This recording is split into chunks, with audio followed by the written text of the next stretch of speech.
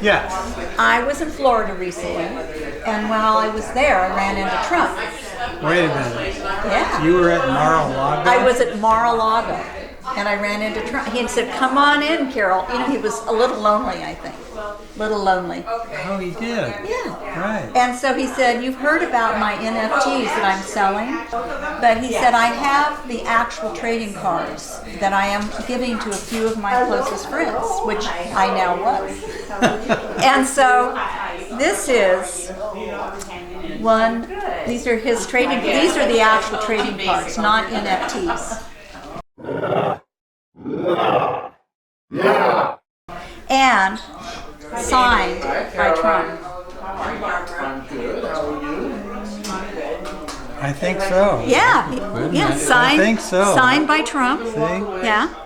So he said, Carol, he gave me 6 of them. 3 of them he signed, 3 of them he didn't sign, but his fingerprints are on these. Be careful you don't touch the whole thing. And so tonight, just for my friends, I'm selling the signed ones for $1,000 and the unsigned ones for $500. Just for my friends. Like, I'm his friend and you're my friend. Well, and I thought you might want to buy them. I would, but this is all I have. Well, I take credit cards. I have the Square. Anyway, well, think about it. Think about it, and because there's only 6 of them, and there's going to be a lot of people here tonight, so I can't promise I can hold them for you. Okay. They do. Frugality. So I bought a mower, electric mower, has a big battery in it, and when you get it, you get a charger with it. And so I used it for a year, great mower and everything, and then I left it over the winter. And you know, if you really should keep your charge up in the winter. I didn't really know that, so I just let it die. And then the problem is in the spring you can't get your battery to charge because it's too low.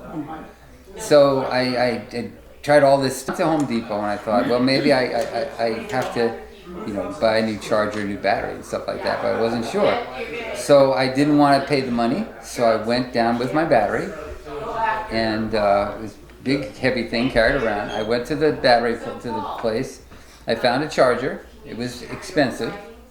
I wanted to make sure that was the problem, so I took the charger off. I went back to the place where you can sit down and consult on your counters and stuff like that. Nobody was there. I plugged the charger in under the table and charged my battery. And I just wandered around the store while it charged. And I kept checking back. Nobody was sitting there. And I'd look under and says nobody was there. the light would be, there's one green. Okay, now I got 2, you know. So I just wandered around. And then when it was charged sufficiently, I unplugged it, put the charger back on the counter, and took my battery home.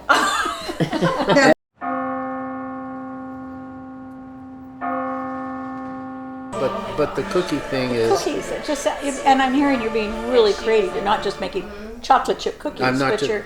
Well, and not that there's anything wrong with just chocolate chip cookies, but... And the interesting thing is there's this guy, he does the food lab. I can't remember his name. Kenji... I can't remember his full name. Anyway, he deconstructs everything, and he did this wonderful, little essay on making chocolate chip cookies. And so it's his brown butter chocolate chip cookie that's the top layer of my double-decker, But, he talks about, okay, what happens when you add butter? I mean, and we have a chef at work, and I was talking to her about one of my cookies. I said, it's just a little bit too cakey. She said, so she said, just use egg yolks. And I was like, oh, it's the egg whites that make it cakey. Interesting. So you're finding out this kind of stuff. Right. And I just find it very fun, Very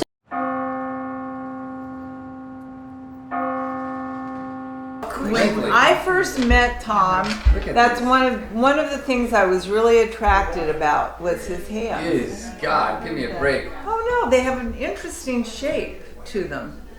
And we would go to a record store and he'd be looking through the records and I would just notice his hands. And I thought they were really... I can see you doing that. Yeah, like Stuff that... Tom, given your hand situation, did you ever think of the relationship to the former president and his hands and his stories? you know, when that came up, I thought, there's no match for me. No. But I did recall the Seinfeld episode. Did you ever watch Seinfeld? I love Seinfeld. The hand model. Yeah. The hand model. I think when you spend so much time like I did in one career, you lose sight of what other things you're capable of doing because you've spent so much time doing that one thing that's made an income for you. So there's a part of me that, that thinks that I should have tried other things that could have expanded my abilities and awareness. I like to write, which I never did as a young person. And I write. I was telling David this. I write for fun. Nobody's reading it. Nobody's buying it.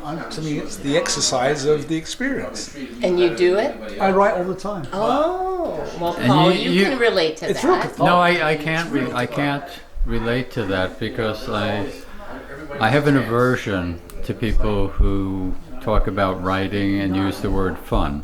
Oh, wow. It Because does not resonate. Okay, Huh? so here's I the thing. find it work. We're done. Well, that's your career. Right? Well, I would like to hear why writing for you is fun. Gotcha. Because I Okay, consider good. That's it a good something question. something else. Okay, so I write stories, short stories. It starts off with an opening line. I have no idea where the storyline's going. I have no idea where it ends. I like to create and thread that storyline in such a way that it's fun for the reader, whoever that may be, and sometimes it's only me. And it's those unlikely twists in the story where people go, I didn't see that coming. I mean, how many times have you watched a movie and go, I could have written this script, it's so predictable. Particularly if you're watching Hallmark. Well, Rochelle, just to interrupt here, but as a psychotherapist, what do you make of Max's commentary on the fun aspect of writing? Clearly it's not been his career. It's more his, I don't want to diminish it, but a hobby or later in life indulgence. But I wonder if he would share that with us. His writing. I love to read what people write. Well, I'll tell you what I wrote first of all. Especially when they're having fun doing it. Paul, wouldn't you like to read what somebody had fun doing? Would it be fun for me? I don't know. That's my question. Like, if you weren't the doer, but the receiver, could it be fun?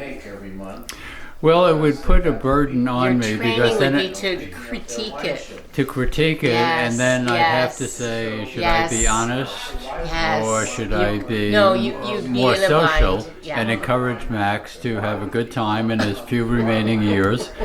And would it be And talk with Rochelle further, but not feel bad about himself. right? When you say Right. few remain, do you know something that I should be knowing?